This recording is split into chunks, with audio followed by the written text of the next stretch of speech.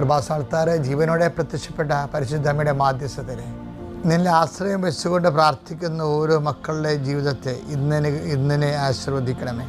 അവിടെ യാത്രകളെ ആശീർവദിക്കണമെന്ന് പ്രാർത്ഥിക്കുന്നു. കർത്താവ്, ഇന്ന് അങ്ങയുടെ മക്കളുടെ ഉദ്യമങ്ങളെ ആശീർവദിക്കണമെന്ന് പ്രാർത്ഥിക്കുന്നു. കർത്താവ്, ഇന്ന് അങ്ങയുടെ മക്കൾ ഈ പ്രാർത്ഥനയിൽ പങ്കെടുക്കുന്നത് കണ്ടുമുട്ടുന്ന വ്യക്തികൾ അവരുടെ ജീവിത ആവശ്യത്തിന് വേണ്ടി അവർ സംസാരിക്കുന്ന സംസാരങ്ങൾ, എഴുതുന്ന എഴുത്തുകൾ, ഒപ്പിടുന്ന ഒപ്പുകൾ എല്ലാം പരിശുദ്ധമ്മയുടെ മാധ്യസ്ഥത്തിൽ ഈശോയുടെ നാമത്തിൽ ഏൽപ്പിച്ച് പ്രാർത്ഥിക്കുന്നു.